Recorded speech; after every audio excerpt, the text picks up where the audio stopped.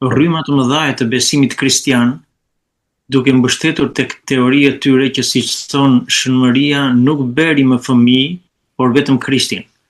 Vëllezërit që kishte Krishti e shpjegojnë që Jozefi ishte i moshuar dhe i kishte me një grua tjetër. Pyetja është, kjo gjë nuk bie në kundërshtim me Biblën, sepse kështu del që vëllezërit ishin më të mëdhenj se Krishti, pra sipas tyre, a nuk deli gabueshëm që Krishti nuk ishte i parlinduri, sepse kështu a nuk dalim jashtë pemës së parlindurit që nga Adami deri te Jozefi?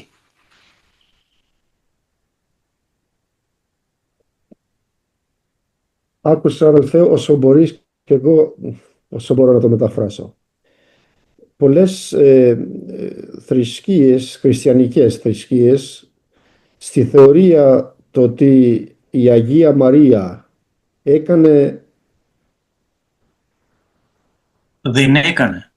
δεν έκανε παιδιά, δηλαδή για παιδιά μόνο το Χριστό, και τα αδέλφια του Χριστού εξηγούν πως ο Ιωσήφ ήταν γέρος στην ηλικία και έκανε με μια άλλη γυναίκα άλλα παιδιά.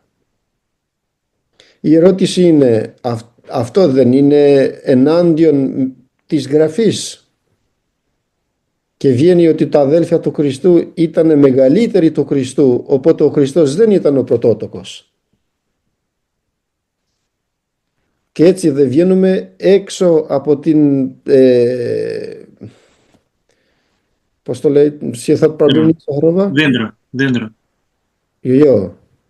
Parbirnin si e thot greqisht. Ata πρωτοτόκοι, αλλά δεν ήταν ο πρωτότοκος ο Κύριος. Έτσι. Δεν βγαίνει ότι δεν ήταν ο πρωτότοκος από τον Αδάμ μέχρι το Ιωσήφ? Ναι, για να το δούμε αυτό. Le ta shohim thotë. Όποιος θέλει τώρα, μέχρι τώρα ήταν δύσκολο να το βρείτε, αλλά τώρα είναι εύκολο. Kush don, deri tani thot ishte vështirë ta gjeni, por tani është kollajt. Αν μπείτε μέσα στο ίντερνετ θα δείτε υπάρχει το λεγόμενο πρωτοευαγγέλιο του Ιακώβου. Po të futeni në internet, mund ta shihni se ungjillin e parë të Jakobit. Αυτό όμως οι πατέρες όταν έβαζαν τα βιβλία της Αγίας Γραφής δεν το έβαλαν μέσα. Këtë letër të parë, do me thënë, të Jakobit, nuk e vunë kur mblodhen Biblën, do me thënë, që u bë dhjata e re, nuk e futën këtë letër të Jakobit. Γιατί είχε μέσα σοβαρά λάθη που δεν μπορεί να το έγραψαν ποτέ άνθρωποι που ξέρανε τον νόμο του Ισραήλ. Sepse kishte në të gabime shumë serioze që nuk mund t'i shkruanin njerëzit që njihnin popullin e Izraelit. Και λέει μέσα εκεί ότι η Μαρία, η Μαριάμ, η μητέρα του Κυρίου μας, dhe thot në atë letër të Jakobit pra, se Maria, nëna e Krishtit, όταν ήταν 3 ετών την έβαλαν μέσα στα Άγια των Αγίων.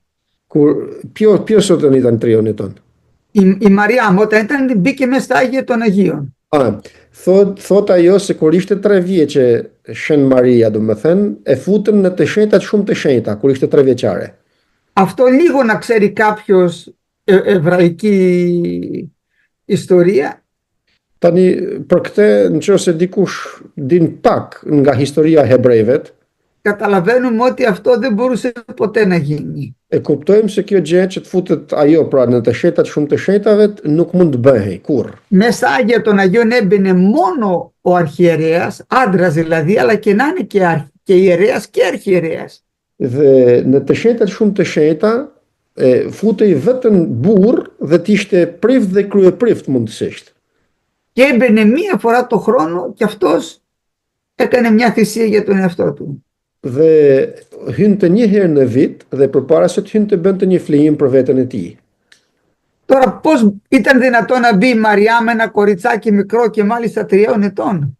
Tani si ishte mundur që të futej një vajzë dhe mundësisht një vajzë e vogël 3 vjeçare? Και ποιος ήξερε ότι η Μαρία θα γεννήσει τον Χριστό? Αφού ούτε η ίδια το ήξερε, ούτε κανείς το ήξερε. Dhe kush e dinte se Maria do të lindte Krishtin, as nuk e dinin të tjerët dhe as nuk e dinte as vetë Maria. Ας πούμε ότι ήταν η μητέρα του Κυρίου μας και τη βάλανε. Ποιος το ήξερε για να τη βάλει? Κανείς δεν το ήξερε. Le të themi se ishte nëna e Zotit dhe e futën në të shenjta shumë të shenjta. As kërkush nuk e dinte. Ούτε η ίδια το ήξερε. Dhe as vetë ajo. Ούτε ο ρεβονιαστικός το ήξερε. Dhe as i fejuari i saj nuk e dinte. Αυτό είναι ένα πάρα πολύ. Βέβαια λέει μέσα ότι σκότωσαν και τον Ζαχαρία, γιατί δεν βρήκαν τον Ιωάννη να σκοτώσουν τα παιδιά όταν έστειλε ο Ηρώδης.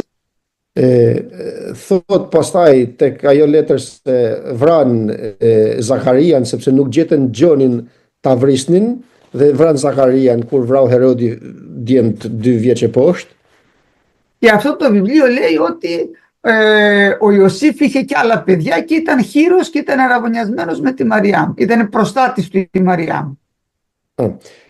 Dhe thot gjithashtu se Jozefi i kishte vdek gruaja që kishte dhe ishte si mbrojtës i Marijës.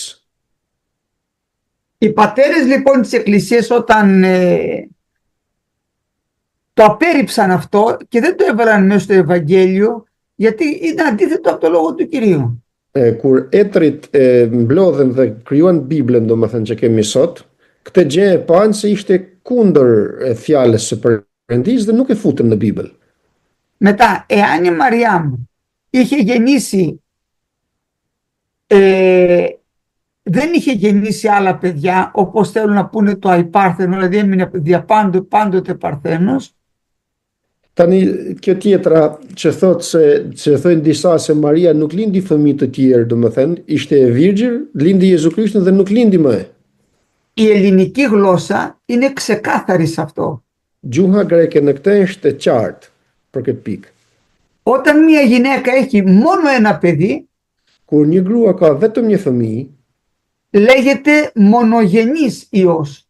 quhet fëmijë i vetëm lindur.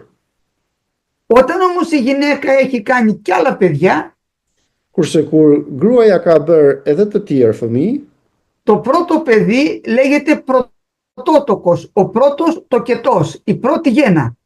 i pari fëmijë quhet i parlinduri, domethënë i linduri i parë.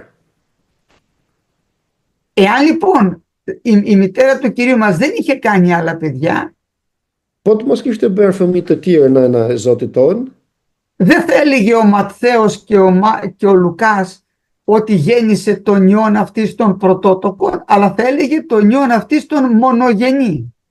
nuk do të thoshte Mateu dhe Luka se lindi djalin e parlindur, por do të thoshin Luka dhe Mateu se lindi djalin E parë. djalin e jo të parlindur, si për që nga trova tani. Vetëm lindur. Thuaj Erben? Të vetëm lindur. Të vetëm lindur, bravo. Po të kishte lind vetëm një fëmijë do ta quanin të vetëm lindi të vetëm lindurin. Kurse po të kishte lindur fëmijë të tjerë, nga që lindi fëmijë të tjerë, i than i parlinduri për Jezu Krishtin. Ο Θεός που δεν έχει άλλο παιδί, έχει ένα γιο. Perëndia që nuk ka fëmijë të tjerë, por ka një birë, Εμείς είμαστε παιδιά κατά υιοθεσία, μας υιοθέτησε. jemi bi të tij sipas na ka birësuar, domethënë. Λέει η Γραφή ότι τόσο αγάπησε ο Θεός τον κόσμο, ώστε έδωσε τον ιόν αυτού τον μονογενή. Thot shkrimi se ka që deshi Perëndia botën sa që dha birin e tij të vetëm lindur për Perëndin. Έτσι, αυτό είναι η λέξη μονογενής και πρωτότοκος.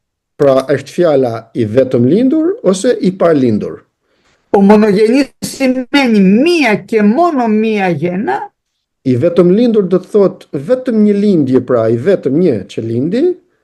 Όταν υπάρχει λέξη πρωτότοκος σημαίνει ότι υπάρχει και δευτερότοκος ή τριτότοκος ή τουλάχιστον έστω και δευτερότοκος, να μην πούμε κι άλλα. Dhe kur ekziston fjala i parlindur, do të thotë pastaj edhe i dytë lindur, të paktën 2 lindje ose 3 lindje në radhë sa mund të bëhen fëmijë. Pra i parlindur thotë se është lindur i parë. Απ' την άλλη η Γραφή μας αναφέρει τα αδέρφια του Κυρίου μας.